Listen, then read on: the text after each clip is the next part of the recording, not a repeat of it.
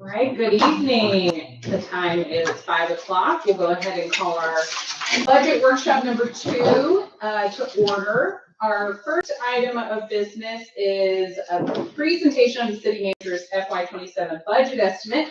Mr. Greenham will speak to that. Thank you, Mayor and Commissioners. We made the decision to delay it, probably a week, possibly two, but certainly in the April workshop timeframe. It just wasn't ready. Okay. So possibly next week or the week after? Yes, ma'am. Okay.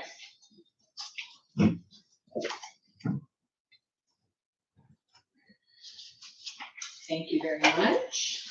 All right, we will move right into our items for discussion. Our first presentation is our City Hall Administration Finance Budget presentation with Director Perry.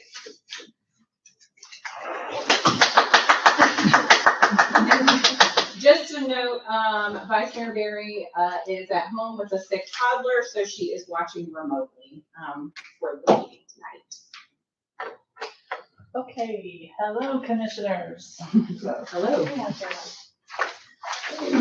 Audience. And the audience. And audience. I'll be presenting the Administration and Finance budget this evening. So first of all, the department is comprised of myself, the Chief Finance Officers, Ms. Chris Pickle, Public Relations Manager, Summer Sheldon. We are rebranding her this year. My Assistant CFO, April Sledge, Business Accounts Receivable Clerk, Ruthie Rowan. She is our part-time employee. And IT Director, Stacy Bradley. We're going to move her up with some responsibilities this year. We are made up of those. Well, that's not right anymore, sorry. We have 4. I have 4 under me plus the part-time. And within this administration, we handle human resources, risk management, public affairs, city recorder, finance, and information technology has been added to us as of July 1. The finance department's mission, I think we went over this the first time last year, to ensure that effective and transparent management of public funds to enhance community well-being. We prioritize fiscal responsibility, providing accurate financial reporting and strategic budgeting that supports local initiatives and sustainable growth.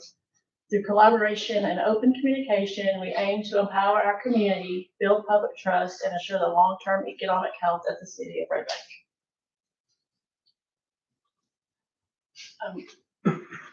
Tuition reimbursement. We had 2 employees take advantage of that this past year. I think one more will be submitting paperwork by the end of this year. We're going to continue to do that next year, but just a little smaller amount. The tax match that we voted on last year, we've paid out just under $12,500 of the estimated $26,000. So we will continue to do that in the next fiscal year. In social media, we have excellent production and distribution of the City of Red Bank's newsletter and social media communications. She will also be taking over the website as one of her core duties. In the future, we will be adding Parks and Recreation programming and online registration pay with the new finance software that we'll be implementing in the next few months. Our Chief Finance Officer, Chris Pickle, completed her CMFO certification. The Assistant CFO has begun hers. That brings the total of CMFOs to 4, with 1 more on the way.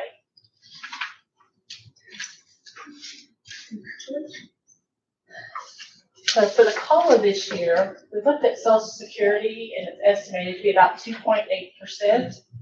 The city has proposed a 2.25% COLA to try to maintain pace, although it is still a bit behind Social Security. As I said, continue to offer tuition reimbursement, continue to improve services through the implementation of new software for increased efficiency in all business lines. We anticipate that the Assistant CFO, which is April Sledge, will complete her CMFO this year. And we're going to continue to assist our qualified elderly, disabled, and or veteran citizens. Staff would like to request that Red Bank continue Hampton County's match for tax relief. So in our budget, you see there's a slight increase in overall personnel that is due to market adjustments for 2 positions. That would be the IT director and the public relations manager. We did drop the tuition reimbursement this year because I didn't need it all in the previous fiscal year. Contract services have gone up with expected 5% increase. And switching and software vendors, there will be a partial overlap during the implementations of both softwares. The bank service charges, because we have paid positive on all of our accounts, that allows us to screen for fraud. And there's a fee for that it has gone up just a little bit.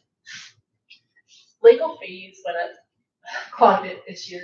We have had a lot of situations that involved our city attorney, and we anticipate having a few more through fiscal year 27. So we are budgeting a little bit high for that this year.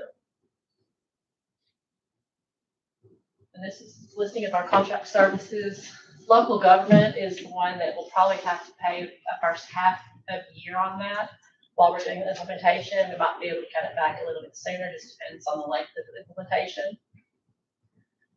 RJ Young handles all of our IT services, the software, the hardware, Well, they manage it. yes, and they manage it. Cybersecurity training. Civic Plus and SHI. SHI is a third-party vendor that we have got part of our website through.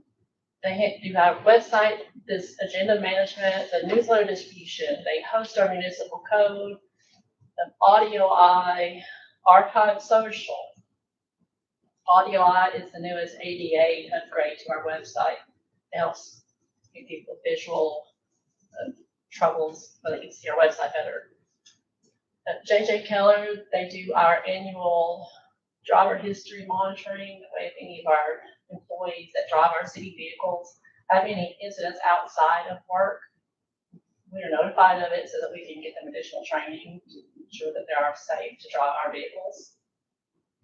Crest Language Services, we use them for some translation services. We only use the business license portion in my department, but Public Works will speak to that because they use a whole bunch of it. And then the new software for HR and payroll management will be Paycom, and Edmunds for the rest of the finance. For legislative of the commission, no anticipated increase in the personnel costs. I did increase the education because there's 3 seats up for election this year, so we'll make sure that we can send anybody that needs the training or the training that they need. Had to add in for election costs. And contractual services is still used for the planning commission, and the nonprofit donations for the interns that we have utilized the last couple of years to help us get through the dig down deep, like the charter and some of our website stuff. Insurance, we had about 8% increase last year, so I'm expecting at least that this year. And the HRA payments, that's the additional money that the city pays in to help our employees with their deductibles. So that's, as you can see, that's gone up quite a bit. Anticipate another increase of at least 5% by mid-year, because that's when our contracts are up in December 31st. Life insurance and disability are budgeted here and in solid waste and in stormwater. Now, in FY 26, our workers' comp liability, workers' comp, disability, general liability, property insurance, vehicle and equipment, that's all through PEP. In FY 26, we got a dividend where they sent us money back because cities were doing really well in those workers' comp liability. In FY '27, we're gonna get almost 37,000 back. We're doing much better. So that's a little over twice what we got last year. So that's helping just a little bit with the insurance costs. That's over me. Any questions? I thought I had one. Do you have that somewhere that we can read through it? We will. Okay. After tonight, we want it. Got it. So thank you, expected. Just a couple of questions where, you had noted on the tax relief matching, that we had only used maybe about half of what we had budgeted for. Are you planning to budget the same amount? The 25,000, I think you said? Or 26?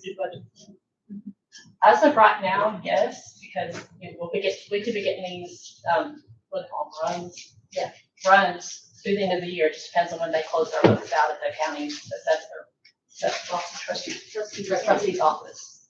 Okay, They just, as they close their book on residents, then they send us the information of how much we send out to the residents. okay. But it's typically by the end of the calendar year that we would know that by? I think so. We think so. This is the first year doing it, so Okay. we're making a lot of assumptions on that. I gotcha, okay. Did you know if all, we don't know, I guess it's just whoever applied, right? We don't know if anybody else who was eligible, maybe didn't apply. No, we don't know that. Okay. Where you talked about the 5% increase, estimate for contract services, is that like on the total amount? Or are you saying like for each of the individual contracts? They each had a 5% estimation on what they're going to cost us for the next year. Okay, Some might be a little less, some might be a little more. okay, We haven't gotten the renewals on all of them yet. okay. Okay. Commissioners? Any further questions at this point in time? Okay, Mayor, mind if I make comments? please. Just wanted to highlight the remark that Tracy made about safety. We foster a safety culture across all of our business lines and all of our staff. Very dangerous work every day. I tell everybody our firefighters enter burning buildings. Our police officers respond to shots fired, and our public works employees, their office is in the middle of the street. And with all that in mind, Tracy leads a safety committee, and one of her key partners is the fire marshal, the deputy fire chief, Eddie Miles. They really administer they keep us all on our toes. We hot wash every mishap, and we take lessons learned and we push that back out. So I just really wanted to, and how do you quantify that? Well, workers' comp rate's going down. There's really no better validation of that than something like that.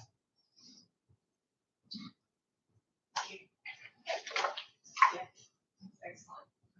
Good job, risk manager, safety manager. No other questions? Okay, thank you very much. All right, next we have our fire department budget presentation with Chief Schuyler. Mayor, if I could, I'll just mention that I laid up on the dais the budget memos that do correspond to each of the presenters tonight. So the second page in that stapled packet is Fire Chief's budget memo. Is Chief Seymour's, and then the last two pages are Chief Schuyler's budget memo. And this will be uploaded to the website as well. Yes, ma'am.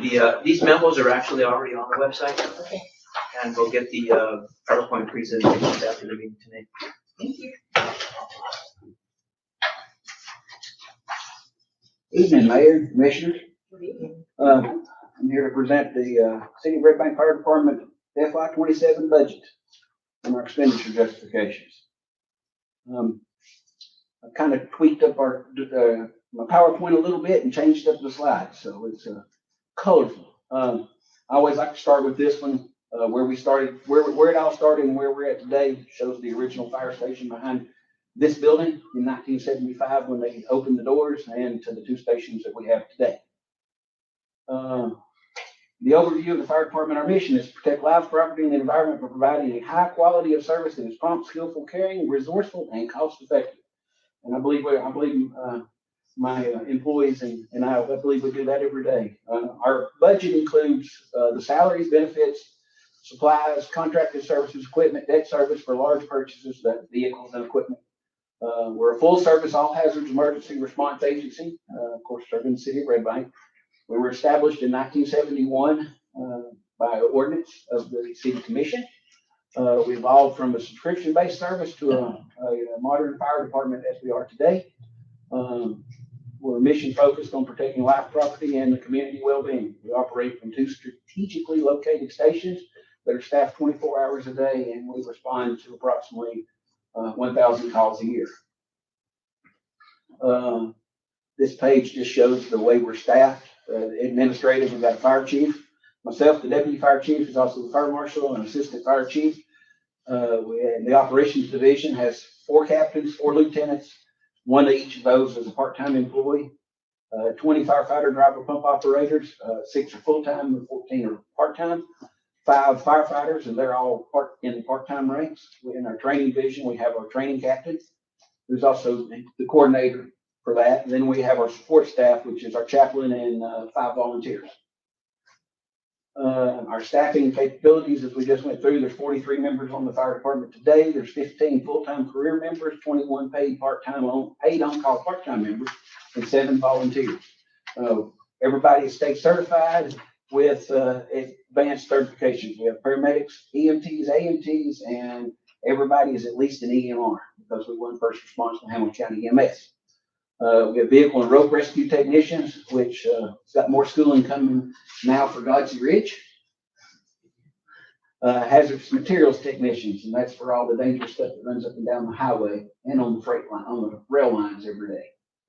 Our training is ongoing and mandatory all day, every day. The full-time guys have got to have, everybody's supposed to have 192 hours of company training. Sometimes it's a little harder for our part-times, but we get that because we get to use their full-time job. We get to count theirs as our training too. So it works that the system allows that cross-training. Of course, everybody gets trained. The training emphasizes modern fire behavior as things change, techniques change, different rescue techniques, and of course the all hazard response. It ensures standardized procedures, safety, and coordinated operations. And this one got the page numbers on it. Oh, they fell off again. I think they fell off. This is the fleet that the fire department operates. 4 engines, a rescue truck, a hose service truck, a UTV brush truck, 3 staff vehicles, and all of that fully loaded is somewhere in the neighborhood of about $7.5 million of responsibility that we look after out every day. That's a lot of money driving up and down the road. And we are professionals and we take care of we pride in our equipment and take care of it. So the service delivery overview for FY27. It maintains 24/7 fire protection for the city of Red Bank. Our current staffing model is 4 full-time firefighters on duty daily and a part-time firefighter on duty. So that gives us 5 people on duty daily. We're requesting no new full-time positions in this fiscal year, and our budget prioritizes our service reliability, firefighter safety, and fiscal responsibility. That's slide 7. Because I saw it in the bottom.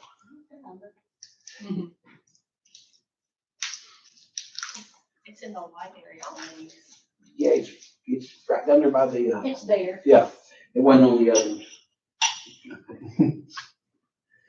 Oh, sorry. That's all right. We'll go through.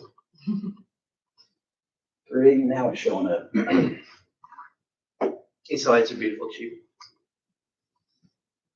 So slide 7. The proposed 27 budget request for the fire department maintains the current service delivery model, our 2-person engine companies, or 4 full-time employees and 1 part-time personnel on duty 24 hours a day, 7 days a week. While this budget does not add new full-time positions, it reflects the department's continued commitment to providing safe, reliable, and professional fire protection services to the community amid rising operational and staffing pressures.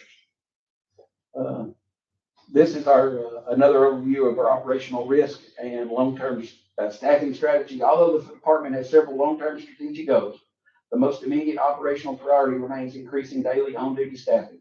Modern fire behavior continues to present greater risk due to synthetic materials and lighter construction methods, causing fires to ignite faster, burn hotter, and become more complex.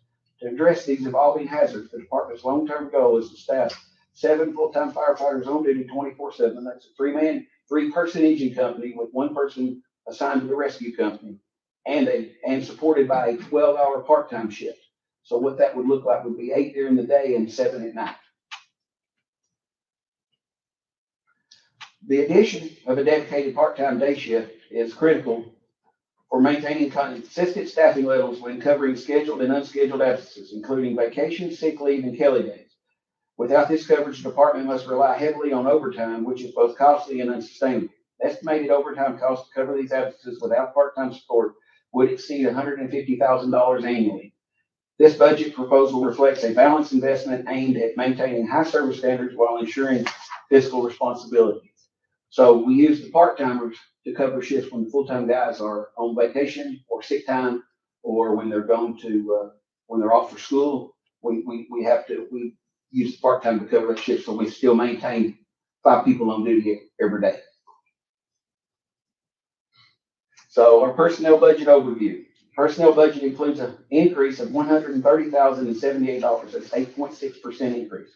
This adjustment is necessary to maintain operational readiness, remain competitive in the regional labor market, and accurately reflect staffing related costs. These investments help ensure the fire department can continue to recruit and retain qualified personnel while preparing for increasingly complex fire conditions driven by modern construction and synthetic materials.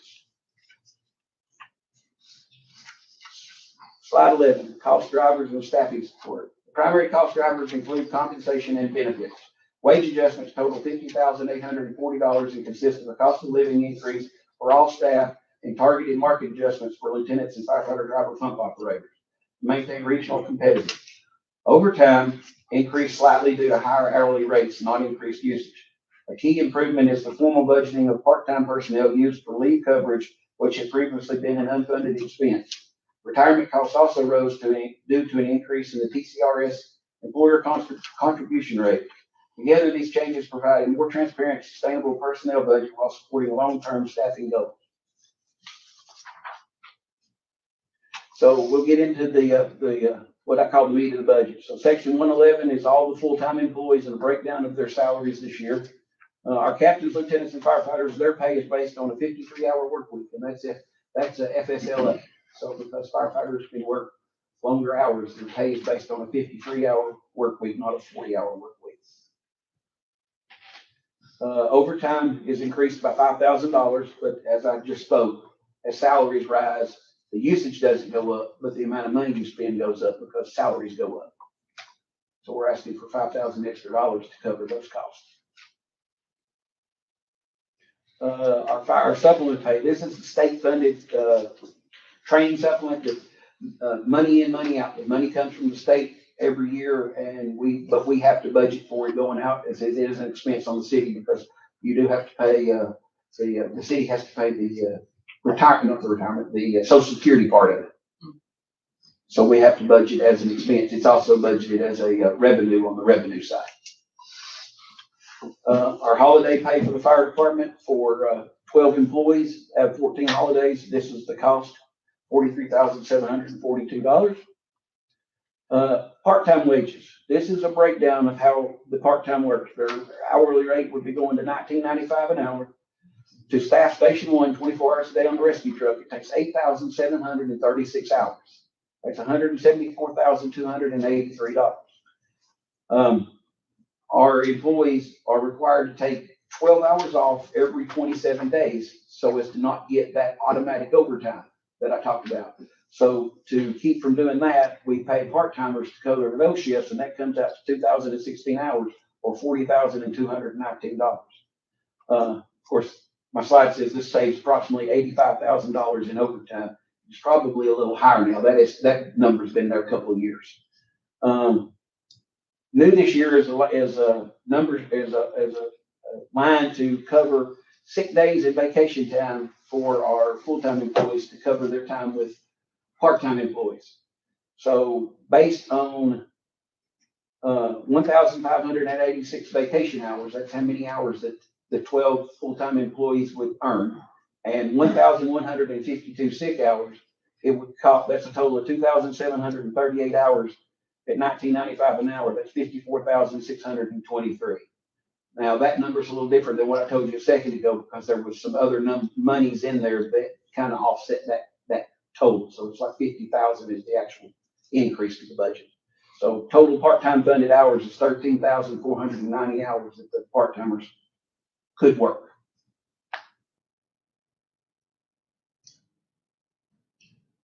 Jamie's reading, so I didn't flip the slide. Yeah. Okay, thank you. Okay, I didn't want to flip it on you while you were reading. Yeah. So our longevity pay, 15 employees is $22,253.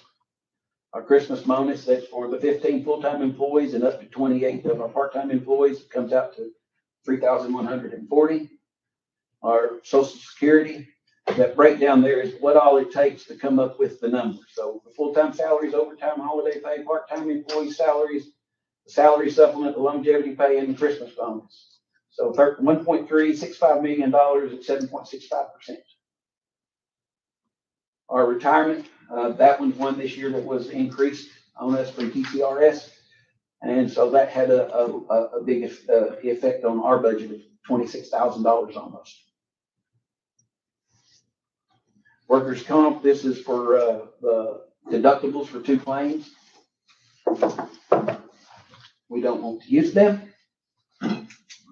All right, operations budget overview. So the net operations increase is $39,786, approximately a 16% increase to just the operations part of their budget. The increase is not the result of new programs or expanded services, but rather a combination of more accurate expense clarification, rising costs to maintain aging equipment, and the replacement of items that are critical to safe day-to-day operations. Several items that were previously carried in capital accounts have been reclassified to operational lines because they have short life cycles and are consumed through normal use. This adjustment improves transparency and ensures the budget more accurately represents true operating costs. Training costs increased this year by $10,000, primarily to replace our broken rescue Randy. He's not in well health. His leg fell off and his head fell off. Oh, no. Yes. So we need to replace him, and training would like to add a new adult firefighter trainer, a child, and an infant, and they're all appropriately weighed for that type of environment. These tools are essential for hands-on realistic training and directly impact firefighter and public safety. Contractual services rose by $15,781, but not due to new services, but due to reallocating existing reoccurring costs such as required annual testing of life-saving equipment. Of course, 911 fees went up, radio system, CAD access, software licenses, and vehicle GPS services. Additionally, in operations, we have a new line item for fire prevention. This was added to support education materials for the schools and community outreach after the retirement of our long-standing prevention partner who previously provided these resources. Facilities and equipment costs continue to rise due to aging infrastructure and equipment. Building supplies increased by $7,700. It's actually a new cost this year. And that's to replace the broken chairs in the day rooms and the mattresses in the bedrooms that no longer provide safe or functional use for personnel working overnight. They wake up and they're not refreshed. If they've been able to sleep, they're not sleeping on the mattresses real well. So, but when they're slept in every night, just like yours and ours, they tend to wear out. And with different people using them every night, it's not good for mattresses. Our supplies increased by $1,825, primarily to replace our outdated firefighting flashlights that are unreliable and no longer meet operational needs. They have NiCad batteries in them. How old are NiCad batteries? 15 years. The batteries are more expensive than new lights. Additional increases include higher office supplies, costs due to the ink, fluctuating fuel and death costs, and a $4,364 increase in our diesel vehicle maintenance. Goes back to what I've been saying for years. Diesels are more expensive to work on, but unfortunately, that's what we have in the fire service because that's what we need to run.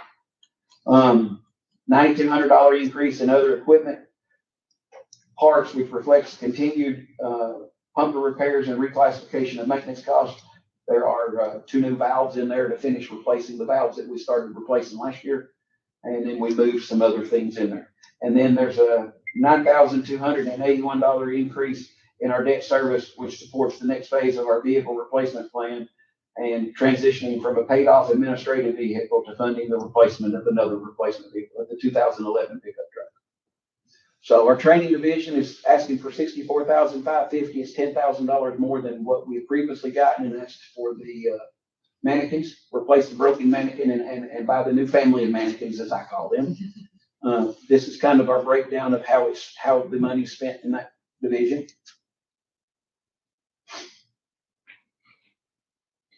Next, you have contractual services. So this line item looks like it jumped a whole lot from last year, but what we did was we moved things from other line items that are actually contractual. Our hose testing, our pumper testing, our ground ladder testing, our flow test, our SCBA flow test, and our Hurst tool maintenance are all done by outside agencies, but they have to be done by third party. Well, that's contractual, so we moved them to the contractual.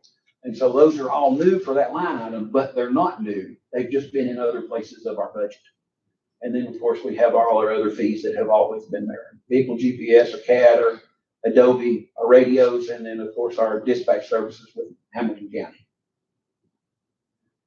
This line item is a new one for us this year. This is our fire prevention and public education supplies. Our long-standing partnership with National Fire Safety. our National Fire Safety Council. The gentleman retired, and there's no new person to service our area. So this is us going out on our own for our fire prevention supplies and things for when we have the Jubilee, the Christmas parade, when we go take stuff to the schools. This is our line item that all of that will come out of. This is our membership fees into the associations that the fire department or members of the fire department are members of. So we've got the National Fire Protection Association, Tennessee State Fire Chiefs, Tennessee Firemen Association, then our mutual aid dues. The trade publications are the different magazines that we get at the fire department. The IAAI, which is the International Association of Arson Investigators, and the Tennessee chapter. The International Association of Fire Chiefs, the International Association of Fire Service Instructors, and then, of course, the ICC, which is the city's membership into that. The fire department pays that. Fire hydrant fees. This is what we pay to Hicks and Utility every year to maintain the 55 hydrants that are theirs. That's a deal because that includes the water in it too. So these are paid to Hicks and Utility. Tennessee American can't charge fees. They enacted a law at the State House about 20 years ago, so you can't do that no more to the private companies. Back then, when we were paying them, we were paying upwards of about $80,000 then in fees. So just imagine where that could be today. So fire department has cell phones for use for the fire chief, fire marshal, and fire training captain. Then we've got data access cards for the tablets used in engine 1, engine 2, and car 2, which is fire marshal for his things. And then all 7 of those pieces of apparatus have to have a data card in it for the mobile CAD work. So that's our cell phone expense for all of that. Our medical, physicals, and drug screens. The drug screens have gone up to $72, so there's a small increase to meet that $72 drug screen. We're still getting a deal for $400 for our physicals. Computer software maintenance. This is our first new fire data management program that we used. Like everybody, they've got to have some type of software to run everything, put all their data in, like the financial software for financials and things like that. This is what we use. This is the 5th year for this contract, so it'll be up for renewal next year. Our fire engine training software is $5,100, and then our digital display boards, which is a TV, but it shows us things going on in the fire department and across the country, and then calls when we do have a call come in, and it's $1,800. Buildings, I call this building supplies because it's for 7 new mattresses and 7 new recliners in the fire stations. So this is, I'll say, new for us this year. travel. This is to get to those training events that we pay for in training. So you've got the Fire Department Instructors Conference, the Tennessee, the International or Tennessee Arson Investigators class in Pigeon Forge. 3 of us go to that. The Tennessee Fire Safety Inspectors, 3 of us go to that. The Tennessee Fire Chiefs annual conference in July, which myself and the deputy chief go to, and then the International Association of Fire Chiefs conference. There's 2 of us that go to that, and then we've got a little extra travel money in case something comes up that we don't know about that is actually beneficial for our guys to go, or say, hey, we've seen this class and we would like to go to it. This gives us the ability to have some extra money to send them. And this is not new. This is the same as last year as it was the year before. We've managed to keep the travel costs down with everything going up. Our supplies budget. This is where a lot of the stuff in the contractual came from. And what I did add to this one was $7,875 for 45 new flashlights for our firefighters to be able to see in a smoky and smoke-filled environment. Everything else has always been there. I did increase the batteries for equipment. I got a shock this year. One of our batteries for our hydraulics, our Hurst tools, actually 2 batteries died. And I got a little sticker shock when they told me the price was $995 a piece for these batteries. So Are batteries, they chargeable? yes, ma'am, they're rechargeable. How And much is that charger? the charger came with the original set, so we're good. But the new batteries for the 3-year-old battery were $995 a piece. And then, of course, our SCBAs are getting a little wear and tear on them now. They're now 8 years old. I still want to call them new. They're 8 years old. And so we're spending a little money to repair them sometimes when they get damaged. Office supplies, this just pays for the printer and the toners for the 4 copier, for the 4 printers we have at Star Hall, 2 color printers and 2 multi use toner, fax machine, copier, scanner. Clothing uniforms. This doesn't change this year. Still uniforms. Still can spend around $10,000 for 43 members to have uniforms. Of course, the costs are going up, but we're holding tight. And then 6 sets of turnout gear, because our turnout gear, we have that lot that we bought several years ago that everybody's got, but then everybody's got a mismatch set to go with it that still has to be replaced on this 10-year cycle. So with the 6 sets, we're able to catch those mismatches and replace those 10-year-old sets of gear. And they're about $4,500 a piece. Fuel and fluids, I have no idea. So I added $1,000 to it, made $16,000 for fuel and $2,000 for the fluids. Who knows?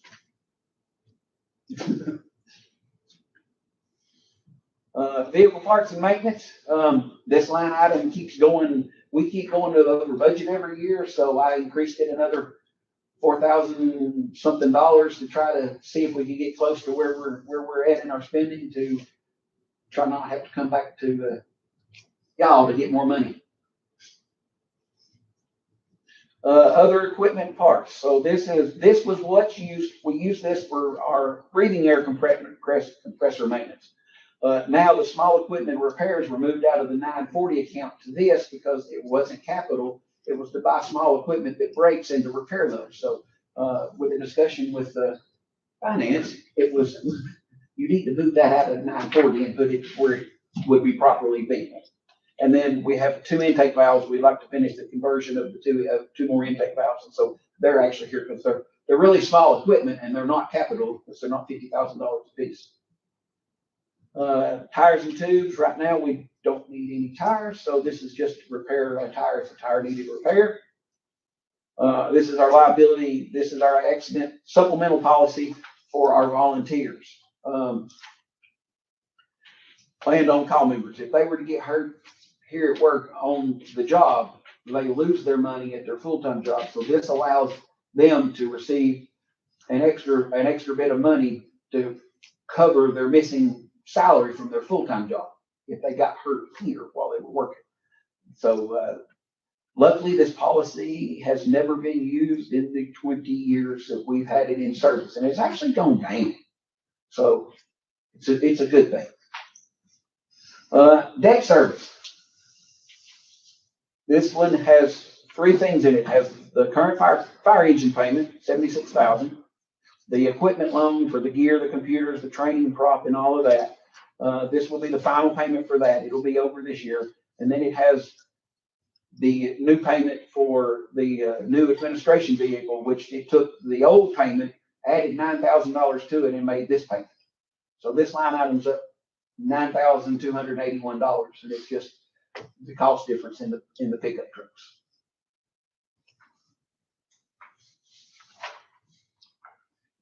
So next we'll do a capital equipment budget overview. This is actually a 36.5% decrease. Fire hose has a defined service life, and industry standards recognize that hose beyond 20 years of service becomes less reliable and more prone to failure and is required to be replaced.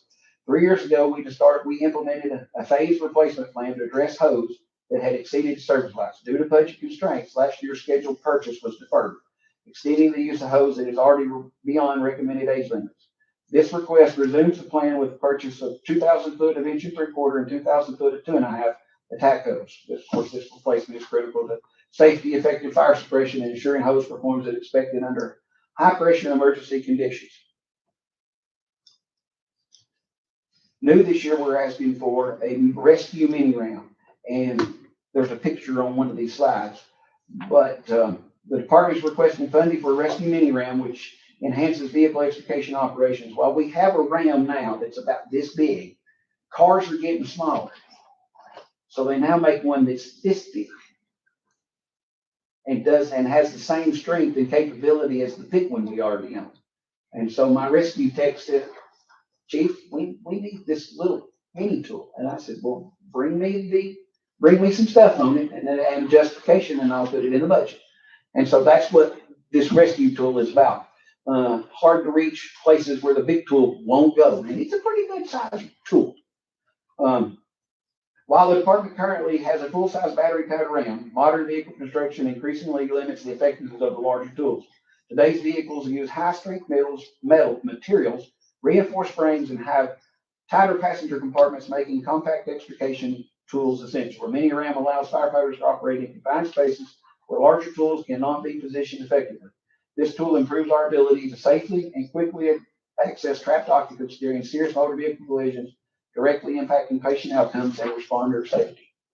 And so that little picture up in the right is about the size of it. It's like 7 inches long when it's all compact versus the big one that's 16. Is that the piece that you sit in and it separates? Well, it will, but it's like a ram. So that's the spreader that you're thinking of. Yes. This is a When I went ram. and had the training there, it was Jaws of Life, but then there was a device that was there and then, Yes, ma'am, that's the spreader, but then a ram will actually push things apart too. So you get to where the spreader only has a 28-inch spread. These rams have a much larger pushing area, so they can push longer, but this is designed to get into those little bitty spaces to do that. And then, of course, the hose is 27.5, which will be the 4th year of our plan to replace hose. This is just a carryover from last year, or this current year. And then they call it an R320E3 Connect Ram with extended 9 amp hour kit, which is its battery operated. And it includes the BAM, the extensions, the back 2 batteries, and a little extra stuff. And then, of course, I put you a nice picture of fire hose that we buy. We buy a bright yellow fire hose to go on a bright white fire truck. It's looking good, Chief. And so total budget impact. The proposed budget for the Red Bank Fire Department represents a measured and responsible investment in maintaining the level of service our community expects and deserves. A total increase of $169,854 is 8.6% over last year, and is driven primarily by personnel costs reflecting the realities of wage competitive benefit obligations and staffing support without adding any new full-time positions. This budget is focused on sustaining current operations, addressing critical equipment replacement, and accurately funding staffing costs, and managing rising operational expenses that are essential to safe and effective fire protection. Every increase included in this purpose tied directly to firefighter safety, operational reliability, and long-term sustainability. The Red Bank Fire Department remains committed to fiscal responsibility while continuing to protect lives, property, and the quality of life in our community. Thank you for your support and consideration. And I have carried this over from Chief Matthews' presentation. Ernest Tubb. All right, thank you, Chief. Any questions? I think, Yeah. go ahead. Can you remind me what a Kelly Day is? Kelly Day? Yes, sir. It's a required off day or day off from work. It was started by a gentleman in Chicago in, the early 1900s. And what it does is our members are required to work 204 and 27. But the way the schedule lays out is 216. So they're required to take 12 hours off so we don't have to pay them mandatory overtime. And then we use the part-timers to work that shift. So in this instance, it's a scheduled off day, but they have the choice somewhere in between that 27-day period to take it off.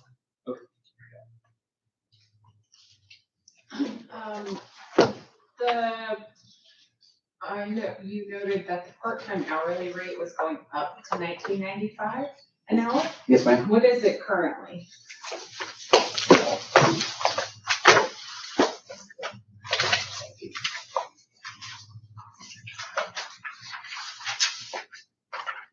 $19.13. It's the same rate as the full-time partner.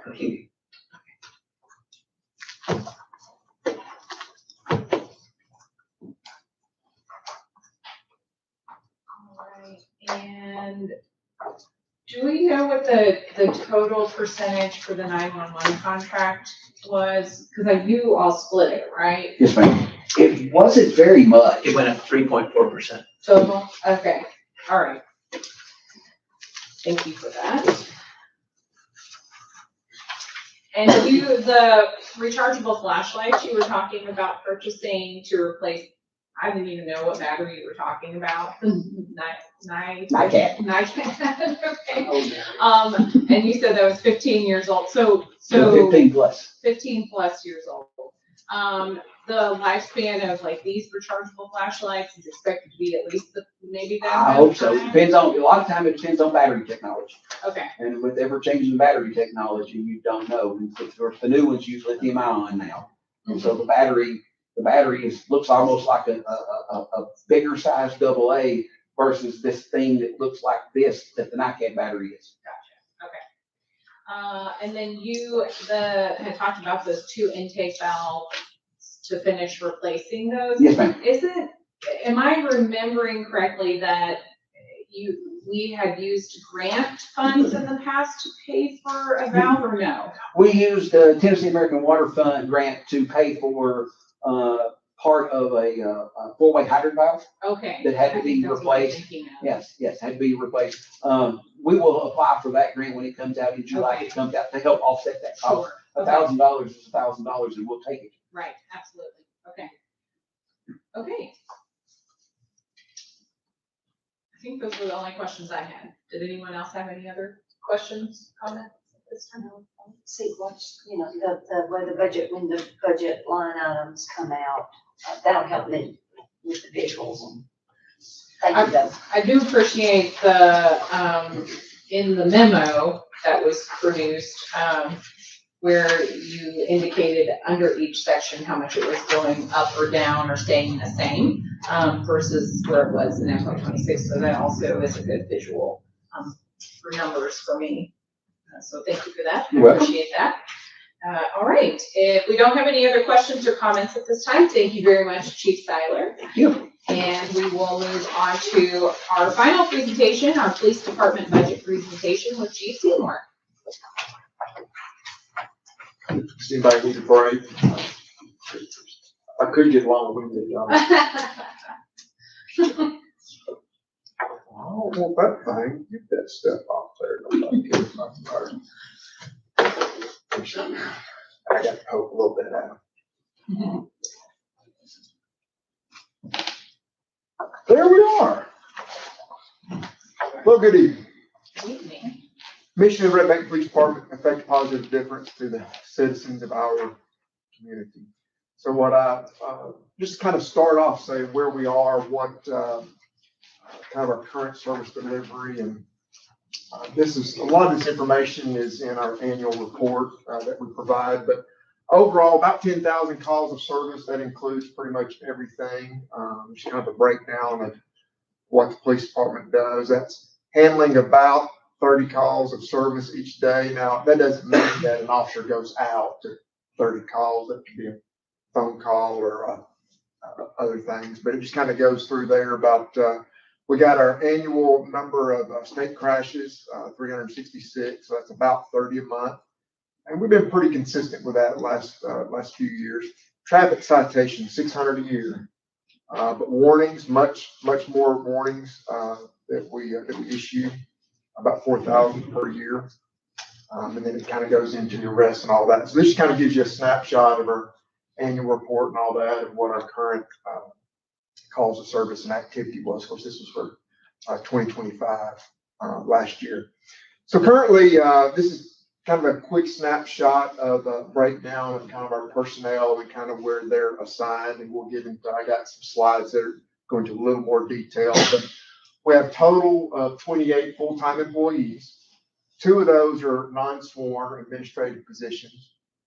We have 3 that are sworn and are administrative type of roles, 4 detectives, 19 in our uniform services area. To kind of break that down, to kind of give you a little bit better idea of the breakdown there, you can just kind of see the under certified full-time officers, the chief, deputy chief, professional standards, more considered kind of administrative. And then our detective division has the sergeant who supervises 3 individual detectives there. Typically, we have our violent crimes detective, and then we have the role of a narcotics detective, and then we have one that also can do property and persons. 19 are assigned to our patrol division. That allows for a lieutenant to supervise the entire patrol division. And then that allows for a sergeant and 3 patrol officers to be assigned to each shift. And you'll see that kind of a little more on the next slide. Of course, currently we have an opening in our detective division, and we have 2 patrol officer openings. So we have 3 current openings as well. So part of that's from the budget constraints or the belt tightening that we currently have. But anyway, that kind of gives you a snapshot there. This is taking all those numbers. This is a little bit better visual representation, kind of our chart or flow chart of how that operates. So on the left side is really primarily our patrol. On the right is more your support. So it's your detective division, it's records, it's professional standards. What I do is I like putting on here kind of the green boxes a little bit. The green boxes kind of bring out the fact of, well, what does an office manager do? What are some of those duties? So it just kind of gives us a snapshot of what those positions do. Professional standard. Well, what do? Well, they do more than just one job, right? They wear multiple hats. Some of that, though, we are in transition on to like professional standards to floating over to the new lieutenant position that we started this last year. That just kind of gives you that idea. This breakdown allows, like on the left side on patrol, so we try to run a minimum of 3 officers per shift, right, that are on duty at any one time, a supervisor and then 2 officers. Our city is broken down into 2 districts. And so that allows for an officer to be assigned to each district to kind of patrol those. And then if we get a call of service that requires more than 1 officer, then either the other officer leaves that district or the supervisor. And that's with 3 minimum, right? With 4, obviously, we have 1 per district. Then that 3rd officer is a roving car, so they'll go back up the other cars. They have a general patrol of the city. And then obviously you have the supervisor. And that's kind of important to know. I'm just kind of bringing that out of how we do that, because that allows us to absorb other things. That's where we get into this slide a little bit. That number allows for officers to be injured. And so you don't have to pay and shift officers around. anybody that's out on some type of vacation or training. So it does that. Running minimum shifts all the time can overwork individuals' lives so they don't get rested or they're working more. So having adequate staffing is very, very important. One of the things that happened too a couple of years ago is the relocation of the county jail. So officers, instead of running downtown, 10-minute drive and spending a few minutes there and can be back in the city in 5 to 10 minutes, now it's a 25-minute drive over there to the other side, which takes more officers out of the city.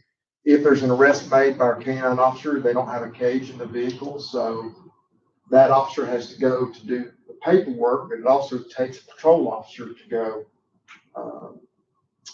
to the jail. So then you have 2 officers outside of the city at that time. Oftentimes, if there's a wreck or if there is a mental health consumer that we respond to, that takes an officer having to take an individual to the hospital. I think everybody here has been to a doctor's office or a hospital. They don't move. I mean, they try to get us in as quickly as they can, but oftentimes they're backed up and they don't move there. So you can have officers spending several hours at a jail, which then takes somebody away from the road. So obviously, crimes in progress, there can be domestic crimes in progress, takes multiple officer responses and all that. So I say all that, that is kind of where we are on this. This is just kind of a breakdown of a recommended staffing level for agencies. There's not like a magic formula that says what agencies have to use or must use. It is just the best tool for agencies to use to kind of, as a starting point to judge kind of where staffing.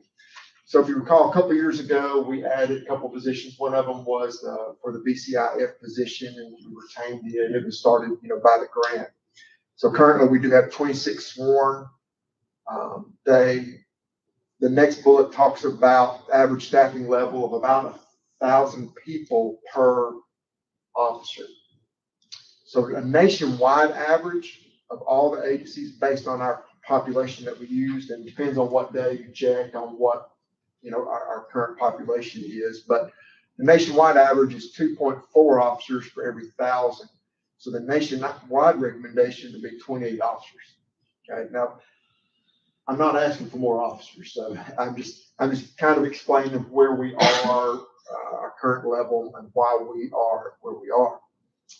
I also looked at, I didn't want to just look at nationwide. I wanted to look at and have a breakdown of cities in the South. So I took the cities in the South, but I broke it down a little more, and I took cities that had similar populations. So the closest group was at 10,000 to 25,000. So that average is 2.9 officers for every 1,000 in your population. So that would say about 34. Well, not the entire South is not the same either, right? So to kind of give another tool indication, I looked at where we were locally here in Hamilton County. So this just kind of gives you a rough idea of where we are. Saudi Daisy, their average is about 2.27. So they have about 31 officers based on their population. So it just gives you those ratios. Signal Mountain's 1.7, so they got about 15 officers. Based on this recommendation, they could probably maybe use a couple more, but Collegedale's 2.3, East Ridge 2.4, and you see where we're 2.18 with that 26 officers. So, currently, based on our call volumes and all, I think we are adequately staffed, but I think it's important for us to, maintain that, that staffing and continue. These 2 positions that were added were very helpful for sure. And that's because of these reasons that I kind of covered a little bit earlier. So that's kind of where we are on our current staffing levels. Yes, ma'am. I think I've asked this before, but just reminds me.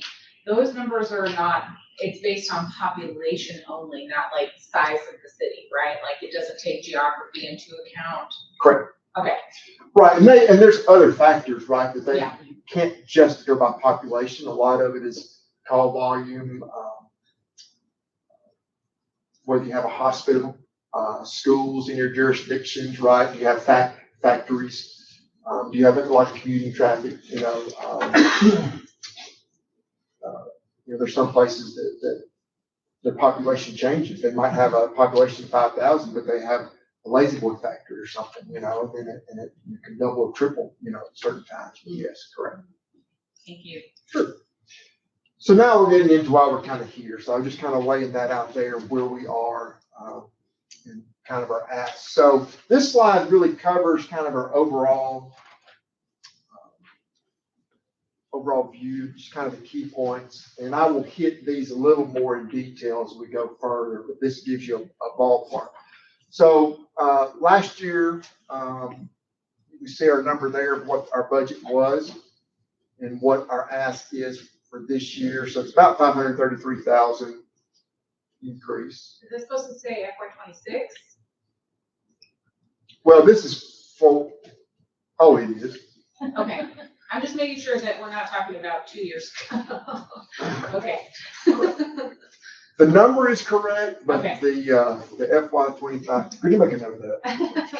But remind me. Dang Thank it. you.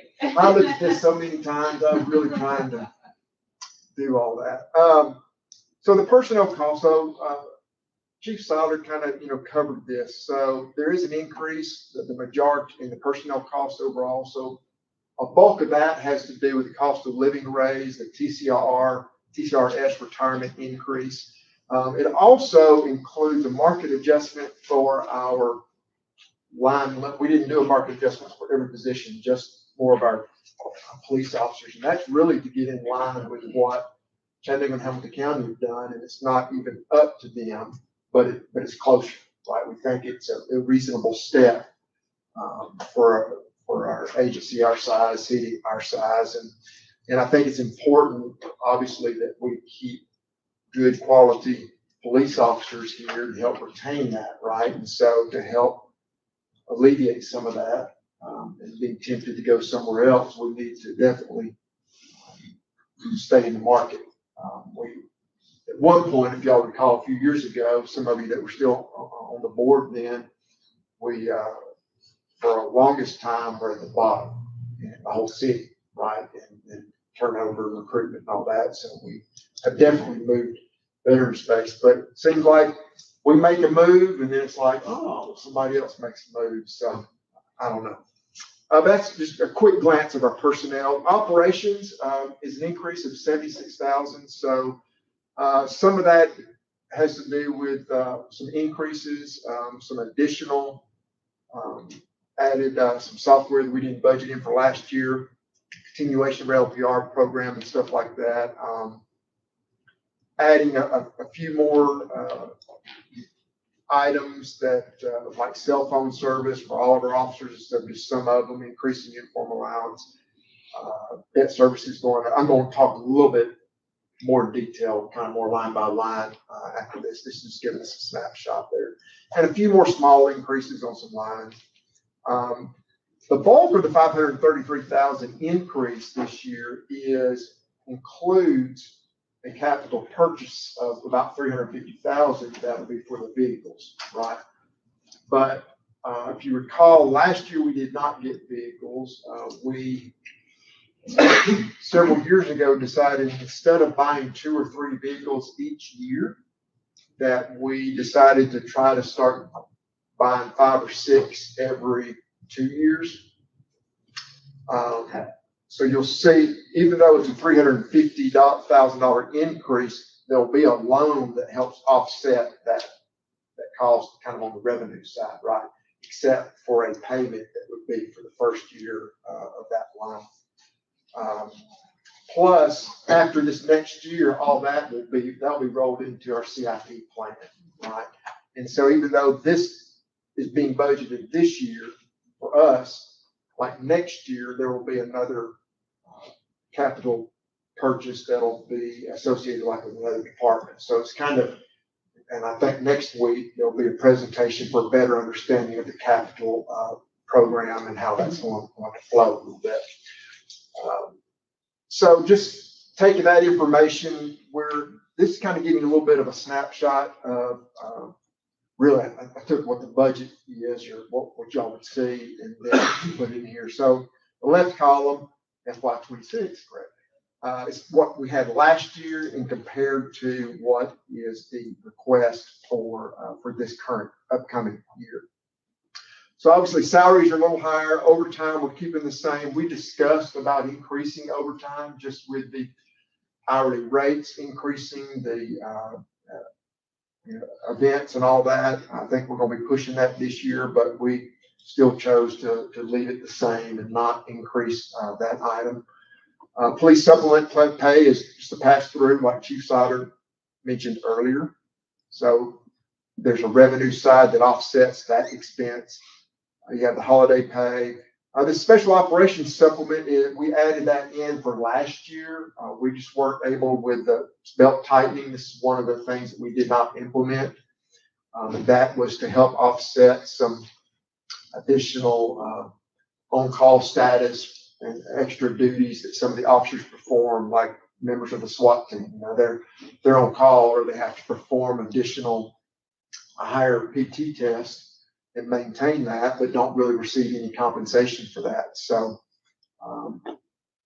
that's where that's concerned. The longevity pay went down a little bit. I guess that's good in a budget sense.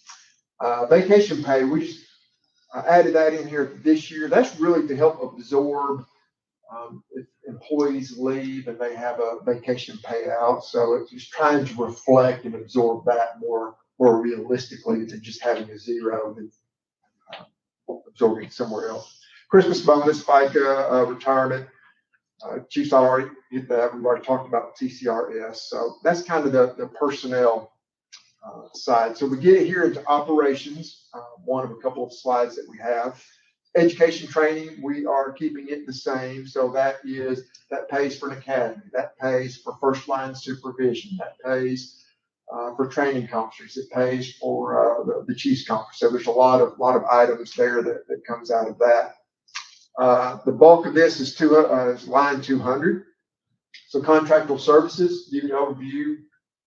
Often is where our 911 fees come in. This is where we pay for our reporting software. This pays for our IT services that we use for Hamilton County and their reporting software. The majority of the contracted services, like $250,000 or so, is how much we pay for 911. Just to kind of give you an idea of the breakdown there. $253,000 of that amount is 911 fees for the police department, right? And then we get the bill in, and a small portion goes to based on calls. We just divide it between us and the fire department. But this includes other access. We're taking a line item. You see 269 at the bottom, so we're zeroing out because that's really a contractual service, and we're the only department in the city that uses it differently and has used it. So we're adding it into line 200. There are just all these other factors. What contractual services does also include is the last July, we started using some software called Urban SDK. And so we split this between the police department and public works, and it provides us some traffic data. And so what I've done is included funds in this line item to help pay for that next year. And then also this line item also includes a continuation of our LPR program. So it pays for the licensing fees for those. It pays for access and also pays for like maintenance free, where we don't have to worry about maintenance on them, right? We pay them to take care of the maintenance. So they come out, replace parts, kind of like an extended warranty. So all of that is built into line 200 as well. 217, just our record costs have gone up and a little bit more than that's when we tow a vehicle or we tow a vehicle for evidence, something like that. Publications, dues, been a little slight increase there. So this pays for training officers, memberships, our memberships to chiefs conferences, memberships to evidence technicians, all those different types of things. Line 249, cell phones. So what I wanted to do this year is add a few more phones to where all the officers have cell phones. What I have found and seen, and y'all have experienced this yourselves, it's like everything we do now requires some type of app.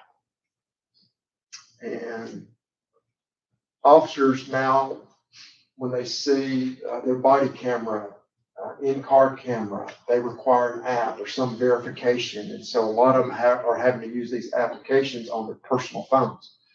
Or they go to a scene and they may have to take pictures. So they're trying to track down somebody that maybe has a department phone, like a supervisor or whatnot. Well, now they can use their phone and take those pictures and upload them into the system. So that's about an increase of about $6,000 to add those. Currently, detectives and supervisors have the cell phones. Professional services, that's just for tests, that's for background checks or anything that we have to do there. Psychological exams for when we do new hires. Medical services are just for our drug tests or medical screenings that are required for jobs. So that we kept those the same. Vehicle repair is the same. We're doing pretty good on that. And honestly, a lot of that is thanks to our fleet manager, who does a superb job on saving funds when we can. Just fantastic. 269, I talked about it, that we're moving it. I have moved it to line 200. Travel, keeping it the same. Office supplies, materials, I mean, that is what it is. It's paper, it's pens, it's also some of our catch-all, like when we have to order patches or department forms or tow sheets. They're as much of this digital world as we want to be. Sometimes there's forms and papers that we still have to deal with. 312, small items of equipment. So this oftentimes can be like it could be ammunition, it can be taser cartridges, but it also, a bulk of this line item pays for our protective vests, our bulletproof vests. So I think we have like close to 16,000 of that. Over half is just protective vests. But the good thing about that is 50% of the cost for the vest that we spend is reimbursed through a matching grant. So that's always good, but we still have to budget for that as well. So that's kind of what that line item is for. Uniform allowance, I'm asking to go up a little bit on that. We are finding that uniforms a few years back were $100 a piece. Now they're $160 to $200 a piece. When you walk into a store, you're paying $80, $90 for a pair of pants and $90, $89 for a shirt. Then you have to get them altered or have patches put on or embroidered. Boots now, where you can get them for $100, $150, now $200 or even a little more than that. So what I'm trying to do is increase that amount to help absorb that cost increase for replacement of uniforms and their gear. So that's really what that line item is for. Fuel, keeping it the same. I know we've had a spike here recently, but we've been doing pretty good for the last couple of years. Hopefully that'll go back down and we'll be fine there. Tires and tubes, we're keeping that the same. Again, Randy's doing a great job saving money on there. Line 600 is our debt service. So that's basically our loan payment. So we actually have a loan that's rolled off this last year. But then with the addition of the purchasing of the vehicles in next year, this will include that loan payment. But then the year after, I think that pretty much that line item will go away because it'll be associated with the capital improvements. It'll just be at a different place in the entire, budget. 731 is just for awards that we use. Capital, this is where we had on that first line, the 940, zero last year. This is just to reflect, this is a line item so that we can reflect the purchasing of the 5 vehicles. So it just has to be budgeted for to show the expense. But then again, it'll be offset on the revenue side of things with a loan. 942, so 942, 947 are the same as last year. We had some projects and equipment that we wanted to purchase and replace last year, but part of the belt tightening, we weren't able to do that. So 942 really covers some replacement of our e-citation devices that we have, printers, things of that nature. 947 is also the office machinery equipment. So it is to replace some other equipment, sites, optics, and just various things that we need to kind of maintain and keep that going. And that's our total capital there, and then our total budget ask there. Any questions on this budget? Because I got 2 more budgets to present, which won't be as much of a big deal, or we can wait till after those. Doesn't matter. Okay, I'll wait till you. Okay, all right. The next one we talk about is the drug fund. So this is not a general fund budget. This is not taxpayer dollars directed into our tax money, right? This goes kind of includes revenues from 2 sources. One is basically court drug fines and like seized money, sale of vehicles. So state related. Somebody's convicted of a drug charge, they have to pay a mandatory fine, and so that money has to be deposited into this fund, kind of a requirement of state law. If we seize a vehicle that's drug related and we sell that money has to go into this fund. The second is our federal money, so very similar. It has to do with our association with the DEA and the task force officer that helps them. So anytime they seize assets and they're sold off, we get a portion of those funds, and it has to be deposited in here. The big thing here is there are certain limitations on what the funds can be used for, how they can be spent, and things like that. So that just gives you an idea of that. Really, it's hard to budget for income for the drug fund, but this just gives us an idea. So on this one, we're just kind of anticipating possible revenues that we might receive, whether it get in from the fines, the DEA, from selling of assets, selling of some equipment or something that we might have seized, or cash that we might seize. So that just gives you an idea, which goes into where we take what those revenues are, maybe what we currently have in the checking account. So a lot of this covers expenses for our K9 and K9 program, right? It pays for the dog, for the vet bills, for the training and all that. Also have funds in here that are kind of earmarked for, because our current K9's getting close to retirement, pretty close. I think I've been saying that for like a year or two, but he's not getting younger. And so we have funds in here to help establish that. And so the training and the purchasing of a dog can be expensive. This also, next year, just maybe we are looking at the potential for purchasing a drone, for whether it's for search and rescue, whether it's for like some type of SWAT operation or whatever, but we've been doing that. So we wanted some funds in this can help pay for that instead of out of the general fund.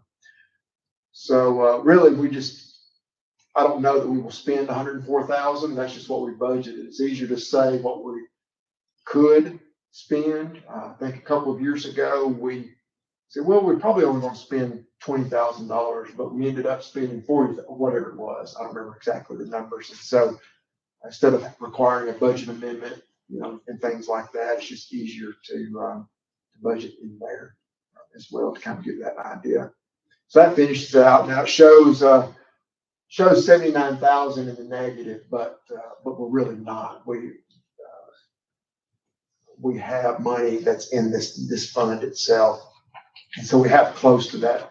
What that blue number is kind of what we currently have for that. The next fund is our impound fund. So it's a much smaller fund. This gets revenues from when people are revoked for DUI. So vehicles can be seized and then sold off. And so funds can be used for that. They can be used to recover costs associated with those seizures and various things like that. So this fund, like the drug fund, has very limited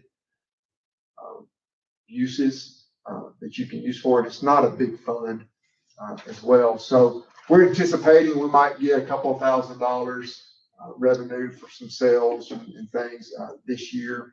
Really, this goes to most of the money that we've spent in recent years has been for improving the impound lot. We'll restore the cars, including security camera and all that. So that this fund will pay for that fee that we have. So that's really primary to that line 200.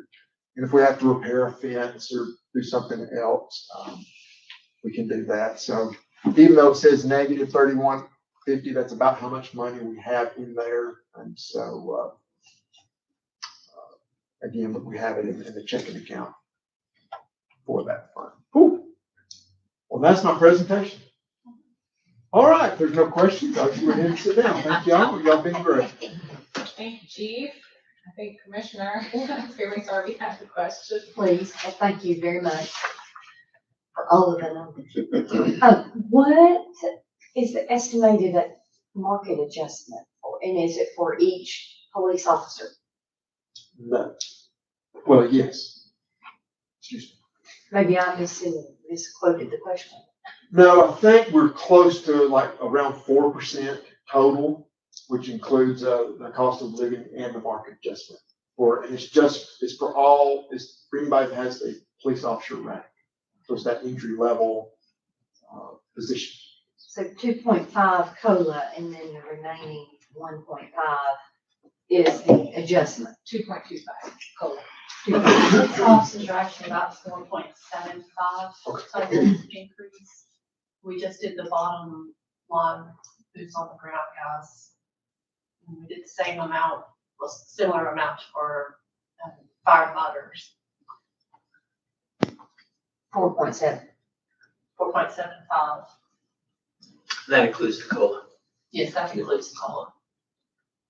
What was Chattanooga? Chattanooga did a big increase recently. What was their roughly?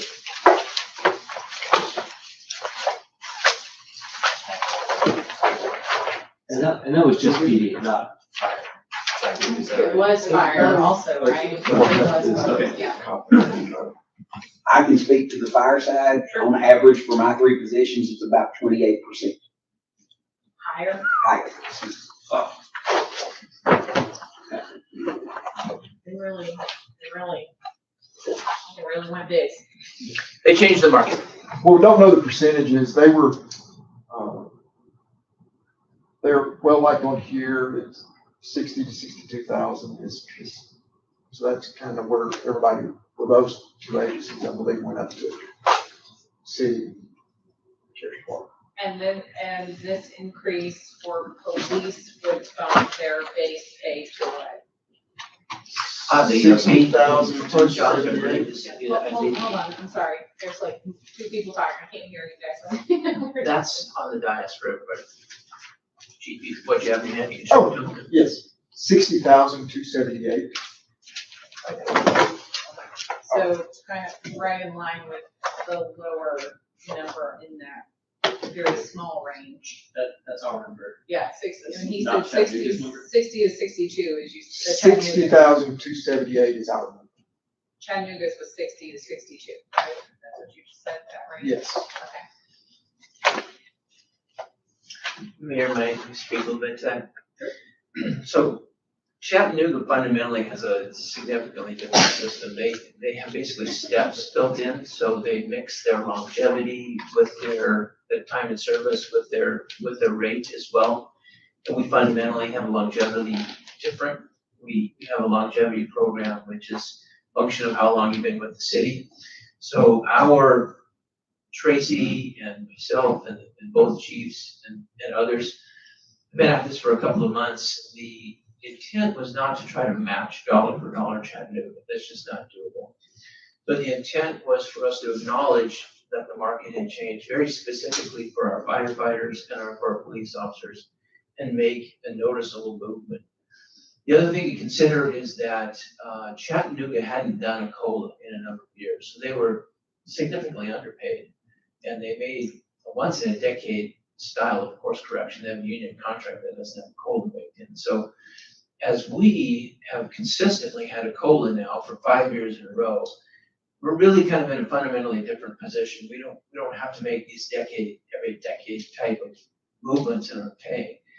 Next year, we'll have a conversation about COLA, and we will keep our wages in the market, and that's really what we've done. Our market adjustment was nowhere near the order of magnitude that Chattanooga had to do because they had really fallen out of the market. So that provides some HR context into very targeted adjustments for police and fire. And when we say that, we're not talking about captains, we're not talking about deputy chief, we're talking specifically about police officers and that pay grade and firefighters and that pay grade. Chief, so their base salary before this request was what?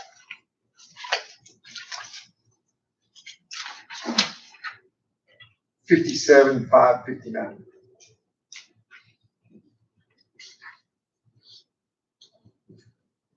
275, say that again, I'm sorry. 57,559. Okay. So, about 2,700. And you know, if we started getting into market adjustments and then that opened up for the entire city again, right? And I think breaking that plane at about 60,000 is a good goal, good point to be. I believe the sheriff's department is starting out at 62. Don't quote me on that. That's what I remember. But they also recently, a couple months ago, posted, "Hey, come on over. We'll give you a bonus of, I think it's 8,000, maybe it's 5,000. Just come on over and lateral." So, you know, difficult to compete with that. You know, I'm not asking for that, but that would just be. Well, one thing also to consider is Chattanooga eliminated several positions in order to create the room for these increase in wages for the police and fire Several positions within each of those departments across the city. across the city. Okay.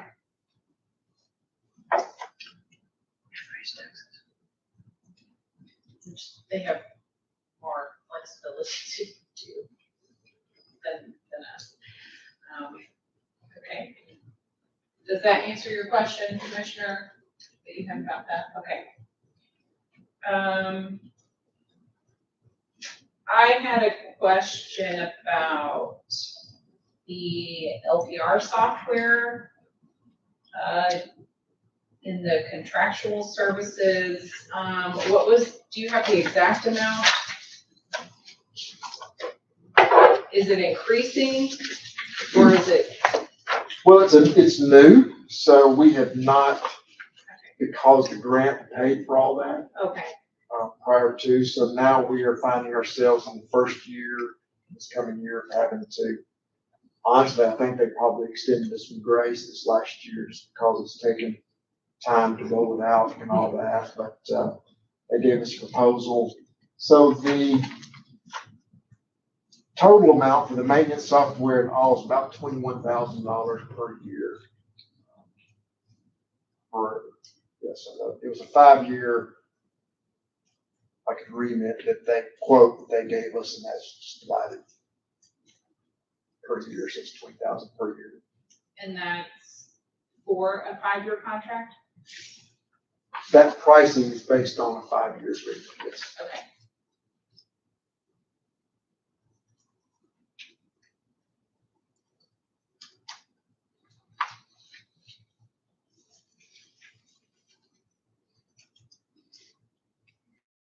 The Urban SDK software, just called, kind of, I think it was about 15,000 is what I budgeted for. Okay.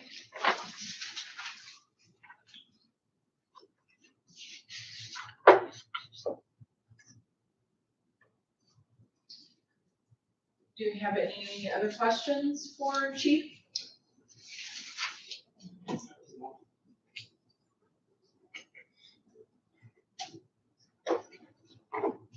Going once, going twice? Well, there'll be opportunities later. too. Yes, absolutely. Just a little clarification, Sure. the difference with the drug enforcement, the scenario that would put up a state revenue situation compared to federal, that would bring in revenue. What's a drug bust, or what are the components that make a difference between what we get from a state as opposed to federal? Yes, there's two main income sources. One is state related from state law, and then one is our federal funds, right? And so they have to be accounted for separately. That's why on the chart, I had some things in orange, because federal funds have to be accounted for separately in the state funds. Is that because it's got money involved, being federal?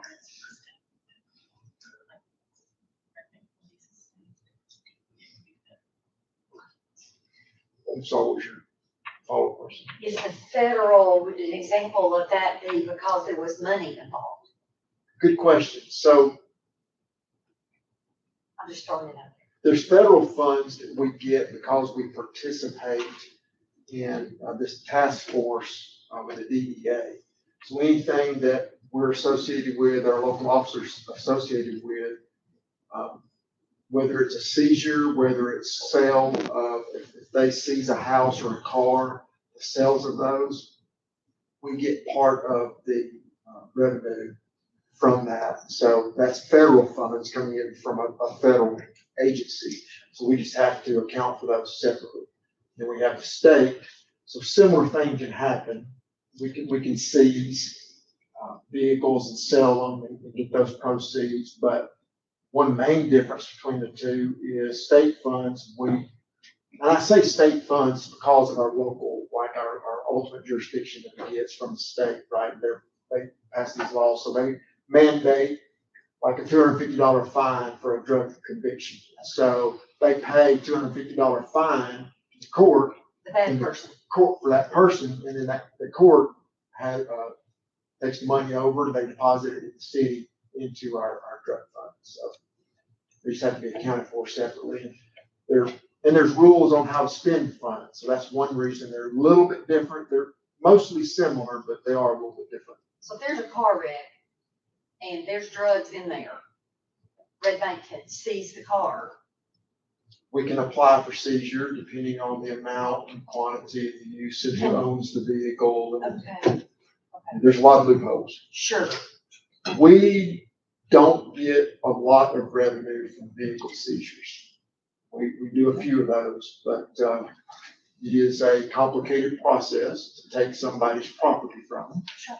And so they're allowed a hearing.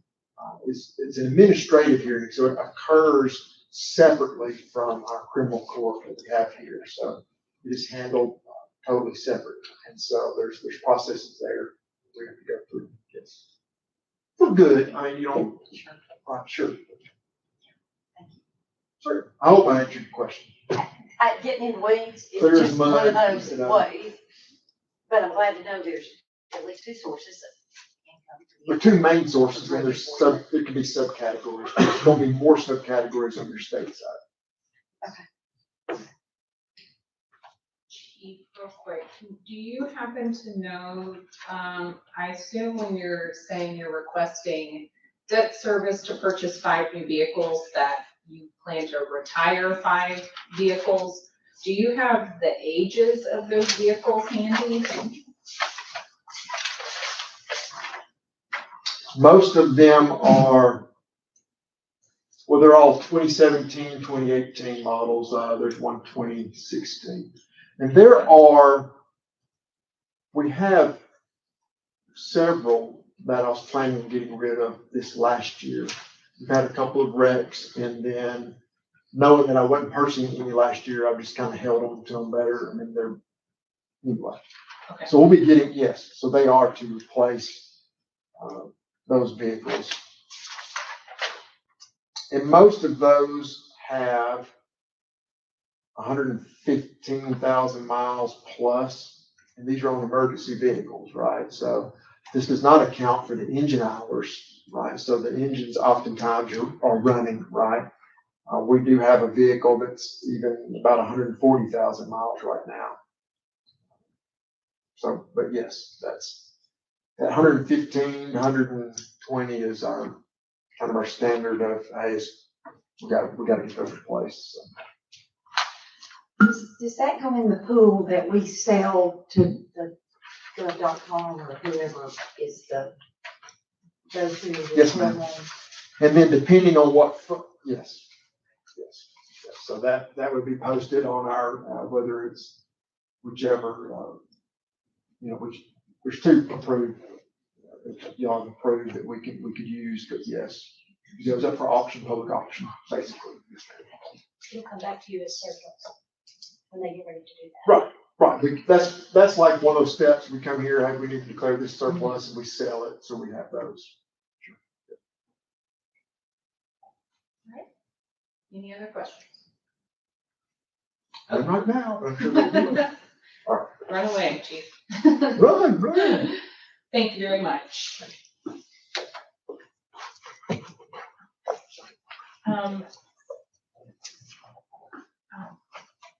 Really quick, I just had a quick question. Chief Seiler, do you happen to know, just because we were talking about the pay grades, this proposal is talking about putting your firefighters at 54,982 as their base salary. Do you know what that's going up from? Yes, ma'am. Oh, yes.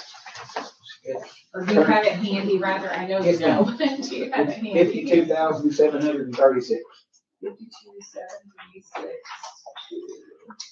And then do you know what the base salary is that Chattanooga went up to for comparable firefighter I position? have that form.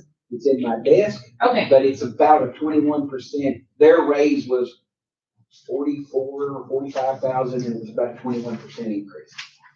okay. Higher than what we're talking about. Well, their increase, not higher than us, but their increase. Okay, got it. Thank you for that. I don't see citizen comments on the agenda officially, but we are having citizen comments, correct, at the end of each workshop? Yes, ma'am. Okay, so we will now have time for citizen comments. Mr. Branham. Thank you, Mayor. Now is the time for citizen comments. Please observe these rules. Citizen comments are limited to 3 minutes or less here in workshop. Please respect the city recorder's direction if time expires and conclude your comments. Citizen comments are not intended to initiate a back and forth, so please do not expect a reply from the commission at this time. At this time, citizens invited to the podium, please begin by stating your name and address.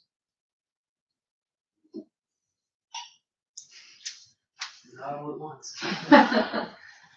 All right. We have no citizen comments. Then we have reached the time to adjourn this budget workshop, and we will return next Tuesday for our regularly scheduled work session and commission meetings, but we will start at 4:30. And we will be having our capital improvement plan presentation from Director Slay. First capital improvement plan ever in our 71-year history. So we're very, very excited to have this presentation next Tuesday. All right. Thank you all very much for attending and watching at home.